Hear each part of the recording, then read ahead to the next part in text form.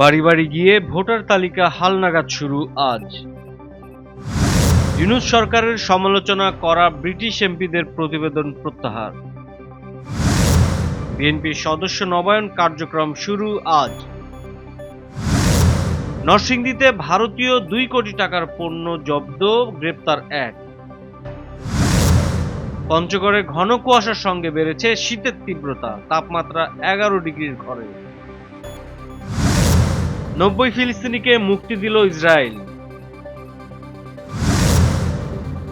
লা লিগায় হালি গোল দিয়ে শিরোপার দৌড়ে এগিয়ে গেল রিয়াল মাদ্রিদ। মেহজাবিনের প্রিয় মালতী ঢাকা চলচ্চিত্র উৎসবের সেরা সিনেমা নির্বাচিত।